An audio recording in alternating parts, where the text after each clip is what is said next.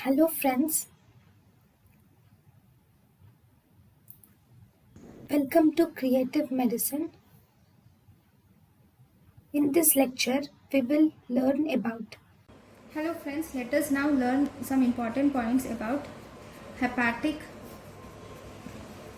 encephalopathy.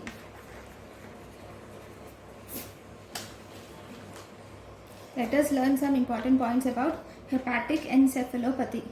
So in hepatic encephalopathy, the main important pathogenic factor in hepatic encephalopathy is increase in serum ammonia levels are seen. Okay, this increased serum ammonia levels are actually toxic to the neurons, and thus this will cause destruction of the neurons, causing hepatic encephalopathy.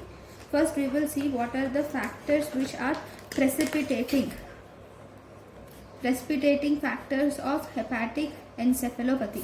Precipitating factors include: 1. It can be due to increased nitrogen load.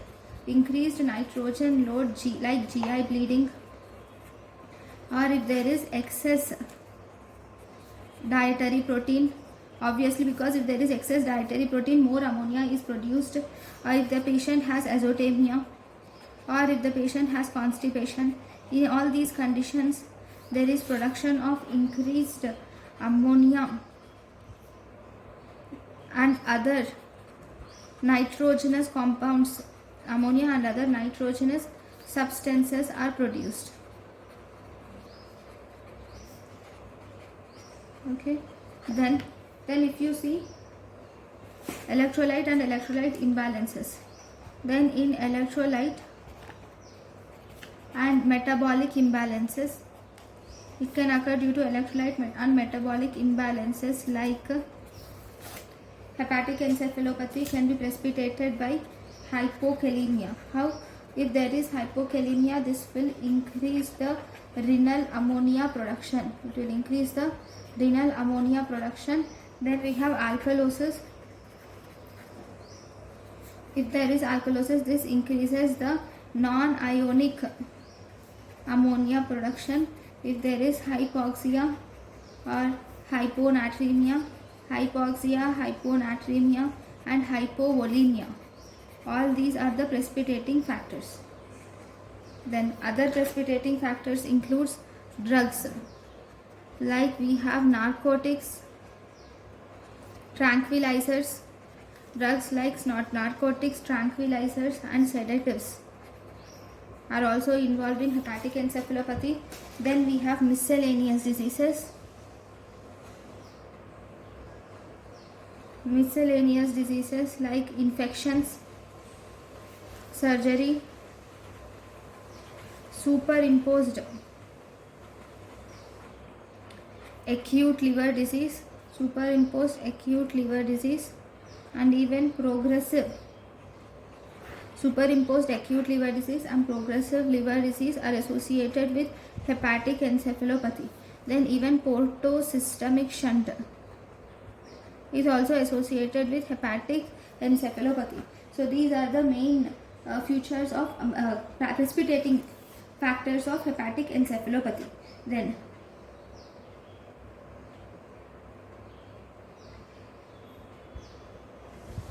what are the clinical features of hepatic encephalopathy?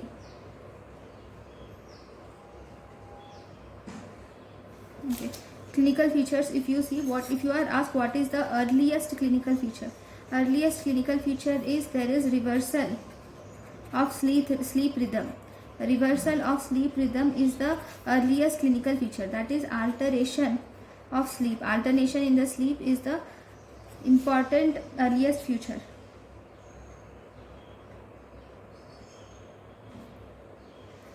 In the early, there will be daytime sleep will be increased daytime sleep, and there will be at night the patient will be awake. So this is first important feature. Along with that, the patient will also have euphoria, slurring of speech will be there. The patient will have euphoria, slurring of voice, and the patient will have signs like asterexis will be seen, which is called as flapping tremors. Asterexis called as flapping tremors are seen. Now, what is the earliest sign in hepatic encephalopathy? Earliest sign is constructional apraxia. Constructional apraxia is the earliest sign of hepatic encephalopathy. Then, what are the other signs? Other signs include the patient will also have anomic aphasia, that is difficulty in naming the object, anomic aphasia. Okay, then the patient will also present with stupor and coma. These are the other signs of hepatic encephalopathy. Next. The next important thing is the asterixes are seen. Hepatic encephalopathy, you will see presence of asterixes are present. What is this asterixes? Asterixes are also called as flapping tremors. Are seen in metabolic encephalopathy like hepatic encephalopathy. These are okay. This is asterixes or flapping tremors. We will learn some important points about this asterixes and flapping tremors. They are actually seen in three conditions. They are seen in metabolic encephalopathy,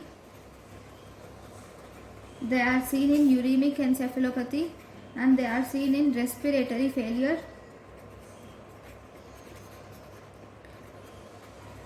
with carbon dioxide retention. They are seen in respiratory failure with carbon dioxide retention.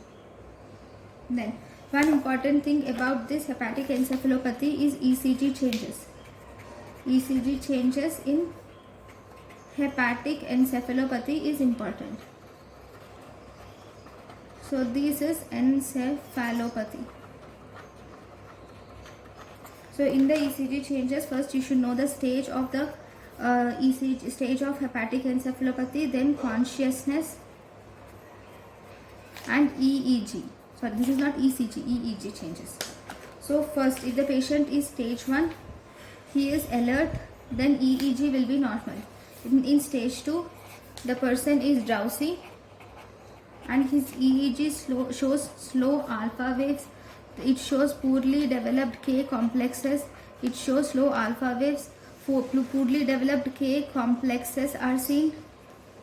Okay, and it will also show sleep spindles are also seen. Then we have stage 3. Stage 3 is seen in stupor. Stage 3 is stupor. Here if you see theta activity is seen with occasional, there will be theta activity in the EEG with occasional firda. What is this firda? Firda is frontal intermittent rhythmic delta waves. With occasional frontal intermittent rhythmic delta waves are seen in the absence of sleep pattern. These are seen in the absence of sleep pattern. So this is stage 3. Then in stage 4 is seen in coma. Here you will see presence of triphasic wave is seen in coma. Then in stage 5 is deep coma. In deep coma you will see presence of delta waves will be seen, and the triphasic waves which are there, these will disappear. Triphasic waves will disappear and only delta waves are seen. And in stage 6 we have deep coma. Here you see flat EEG is seen in this deep coma. Okay, so these are the these are the waves which are present in EEG changes. Now, so if you see, the triphasic wave will be like this: 1, 2, 3. This is triphasic wave, which is seen in metabolic encephalopathy or hepatic encephalopathy. Okay. Now, what about the atypical waves? In some conditions, you will also see presence of atypical triphasic waves. You will see, where do you see atypical triphasic waves. These are not symmetrical. These are asymmetrical triphasic waves are seen. So where are they seen? These atypical triphasic waves are seen in uremia, hypothyroidism, hypercalcemia, hyponatremia, hypoglycemia, and lithium intoxication. So these are the conditions where you see these atypical triphasic waves. Now, here in hepatic encephalopathy, what is the investigations? So, if you see the investigation of choice for hepatic encephalopathy, investigation of choice for hepatic encephalopathy is blood ammonia levels increased. That is, increased blood ammonia levels should be found, and they are found to be increased. Okay, SGOT by or SGPT, SGOT or SGPT, both these will also increase. Then if you see coagulogram, if you do the bleeding test, all the coagulograms, you will see that the bleeding test, prothrombin time and activated partial thromboplastin time, in early stages all these will be normal. In late stages, bleeding time will be normal. The rest of the two will be increased. That is APTT, PT, that is prothrombin time and APTT are increased in the late stages. Then the patient, if you measure the blood sugar levels, the patient will have hypoglycemia. On EEG, you will see presence of either triphasic waves, or you will also see presence of delta waves may be seen on EEG. Then, so these are the important factors.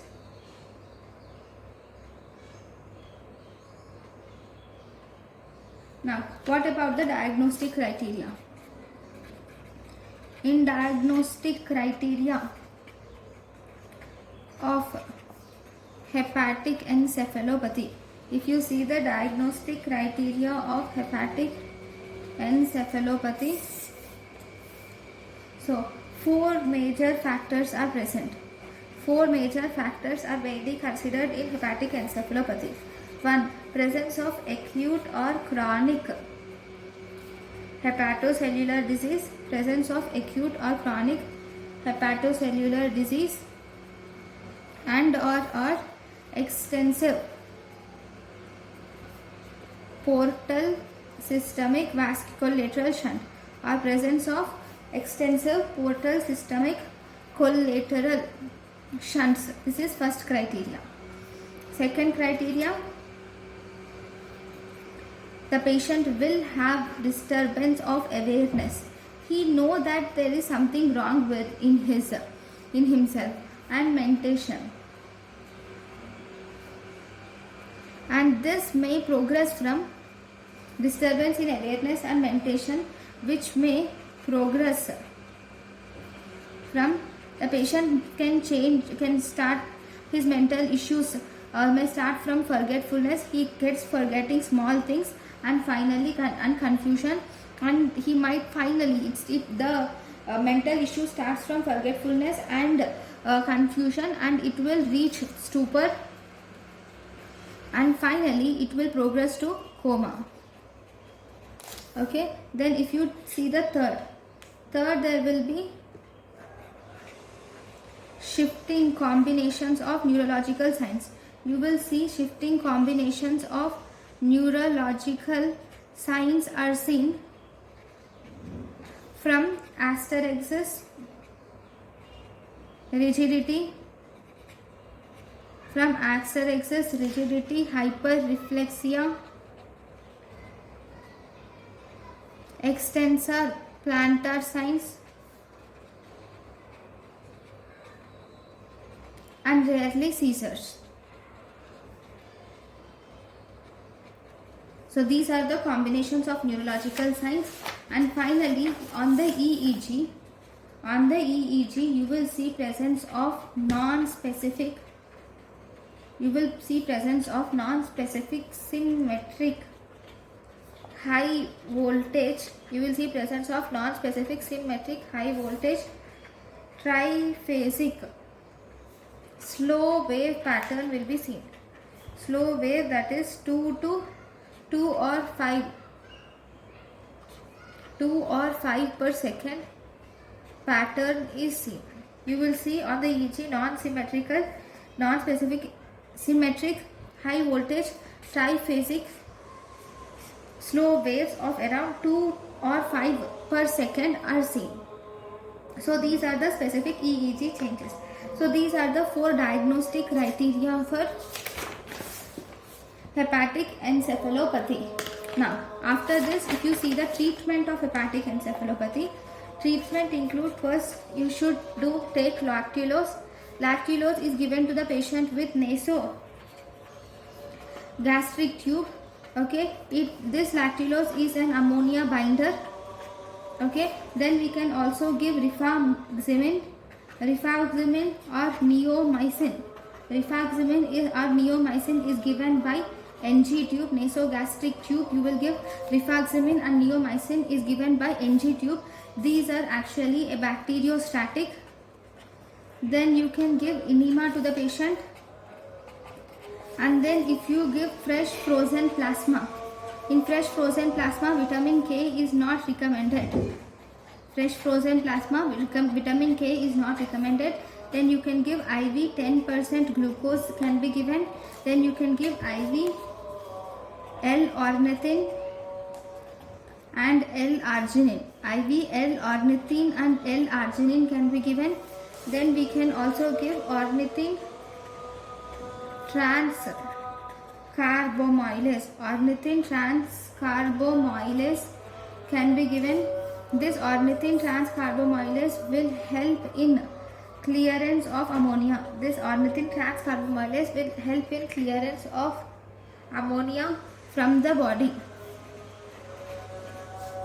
Then we can also give molecular absorbent. You can give molecular absorbent reabsorbent system. What is this molecular absorbent reabsorbent system? It is nothing but liver dialysis. Even after all this, if the ammonia does not clear, then you should do liver dialysis should be done, and you should also do care of bowel or back or bladder should be done. Okay, so these are the important treatment aspects of hepatic encephalopathy. Thank you for watching. Thank you, and thank you for watching.